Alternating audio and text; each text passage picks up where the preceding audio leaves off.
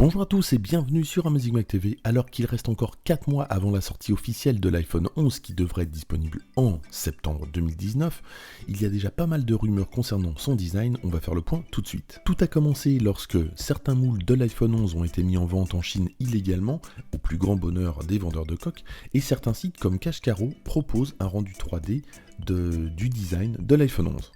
Et justement, ceux qui attendaient un design complètement repensé de l'iPhone vont être plutôt déçus puisque normalement, voilà à quoi devrait ressembler l'iPhone 11.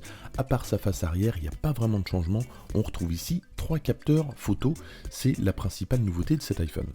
Alors 3 capteurs photo dont on ne connaît rien évidemment pour le moment, on ne sait pas à quoi ils vont servir, on espère simplement que l'iPhone va enfin rattraper son retard pris par rapport à d'autres concurrents comme le Huawei P30 ou le Pixel 3, notamment en photo à basse lumière. Autre nouveauté plutôt intéressante, c'est le bouton Mute qui ne s'actionnera plus de gauche vers la droite mais de bas en haut, ça c'est plutôt pratique quand on a un téléphone en main.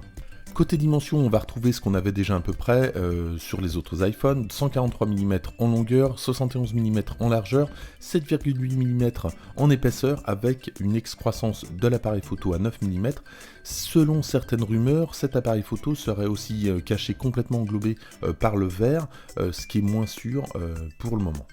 Du côté de la gamme, on aurait donc 3 nouveaux iPhones, un qui remplacerait l'iPhone XR, qui serait peut-être le 11R et qui aurait simplement 2 capteurs contrairement à 3 pour les autres modèles. On aura exactement la même taille, c'est-à-dire 5,8, 6,1 et 6,5 pouces, et on aurait pour tous les modèles, comme le veut la logique, un processeur A13, et ça donc sur tous les modèles.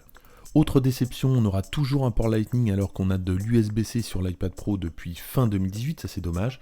Et puis on va retrouver également l'encoche encore, alors certains n'aiment pas vraiment cette encoche, elle sera peut-être un petit peu plus petite, mais pour l'instant rien n'est sûr non plus. Ce qui semble sûr, c'est que l'encoche soit bien là.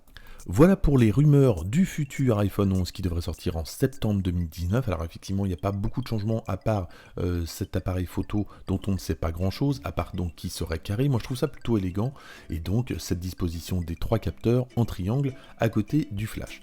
Voilà pour cette vidéo, merci de l'avoir suivi, n'hésitez pas à liker, à la partager et à vous abonner. Moi je vous dis à bientôt.